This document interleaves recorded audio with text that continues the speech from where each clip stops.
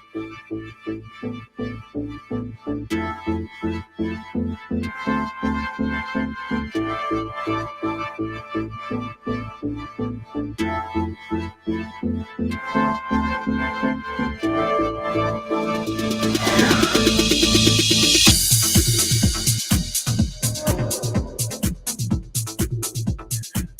I can't wait for this to finish. I'm going to zoom ahead a bit. Oh, look. Oh, hey, there's the dude with no pants. Getting ready. Let's move to the countdown. All right. Oh, this is the good bit. Counting down. Love it.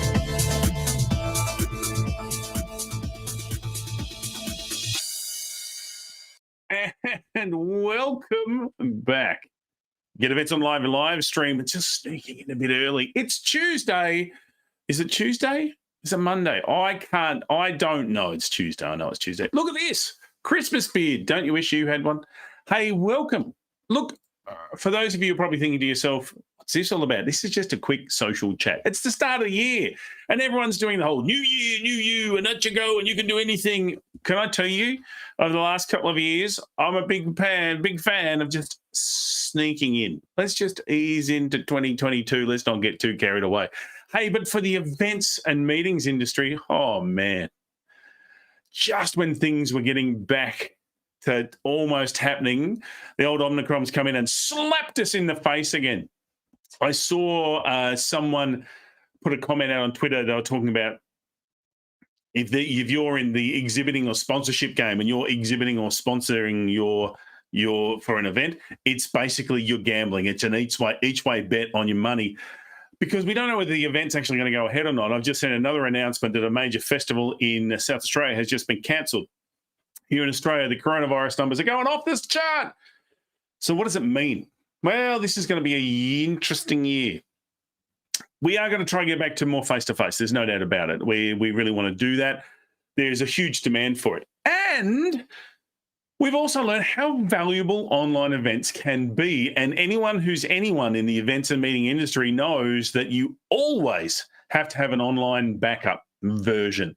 So whether that's we're looking at, every event you do being sort of a quasi-hybrid, or at the very least a broadcast where you can broadcast what's happening on the main stage just by streaming it simply to a private Facebook channel or a private page on your website. But at the very least, you need to consider, can we flip this to virtual pretty easily, whether it's using AirMeet, Zoom, something that we can easily do. I think that's going to be happening more and more. I think also what we're going to be doing this year is doing less big, huge, mega things and doing a lot more constant, smaller, medium size, be it a team connection session, be it a get together where we have a presenter who's going to talk about a specific topic for an hour or two versus 2 days worth of effort. I think we'll be breaking that. Just all we're doing is mitigating risk. And I think in the era of events and meetings coming ahead, it really is risk mitigation. Our government and our insurance companies don't seem to support us. And look, and I get it. That's just how it works for them. They're going to look at their own businesses as well. So for us, we have an interesting year ahead. So for yourself, what are you going to do about that? If you're running a meetings online, or whether you're doing a hybrid, whether you're planning on face-to-face, what risk mitigation strategies do you have? How can you look at bringing technology in? What sort of things can you do to make sure that you are reducing your costs and maximizing your return? At the end of the day, we really are looking at what's our return on these events, return on investment, return on effort, and our return on objectives. How can we make it safe for everybody while we're getting some good return? So I think that that's something that we need to consider as we're doing these great events that we do. Again, it's going to be a weird year. I just think we're in a time where it's hard to get excited about the future, but we also want to get excited about the future. I think we've come a long way with the technology. I think that as we're using events, we're getting better at it. But I think also there's a lot of people who need to get better at it. They need to get better at connecting. We need to get better at not just interacting, but actual engagement.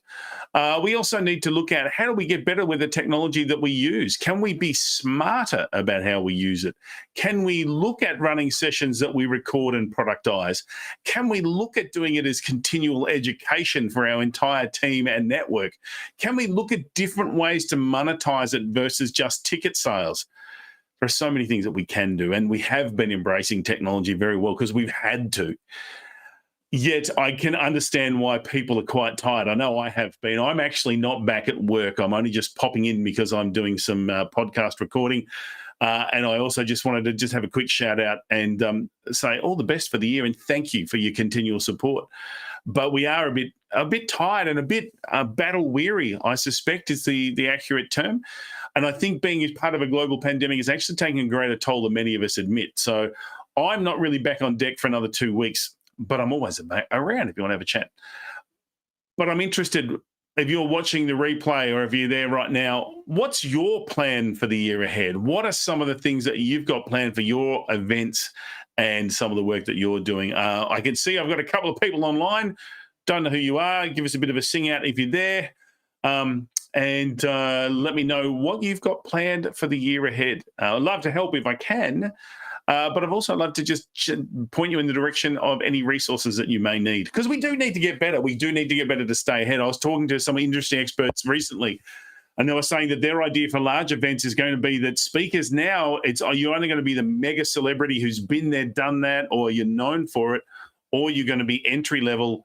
And the people in the middle are really doing more about training and doing smaller, different events. So it was an interesting perspective. I think one of the biggest issues that we have are our sponsors. I think over the last 2 years, our sponsors have really struggled because it's been very hard to engage as a sponsor and get that return that we're focused on. So we need to look at what ways can we continue to offer our sponsors more value. And I know there are ways. I've seen it done. And so I'm looking forward to seeing what the year ahead holds for us. All right, that'll do from me. Hey, thanks so much for being here. I hope you enjoyed the quick chat. 2022, off to a nice, sneaky start. Just sneak it on in there. No bold promises, just little sneaky starts. If you need something to give you a bit of an inspiration, if you are a speaker, we did a recording last year with the head of MEA, Meetings Events Australia, and also some key bureaus in this country, and talked about what do we think for 2022, not way ahead, just basically the next 6 months. And that's all there in the Future of Speaking. So if you'd like to grab a copy of that, head to that website, warwickmerry.com/future of speaking, and you can see those recordings. And I've broken them down so you can just watch the specific recording that you're after. So you can check that out. All right. Hey, thanks for being here. You've been fantastic and lovely to have a chat to you. Yes, the lovely Philippa Chalice. Yes, just having a nice, quiet return, not sprinting in, not making any big statements. So if you need any help, check over the Future of Speaking. Got some great ideas there. All right, everybody, thanks for joining me. I look forward to your company throughout the year. This is Warwick Merry, triple certified speaking professional, and thank you for being part of the show.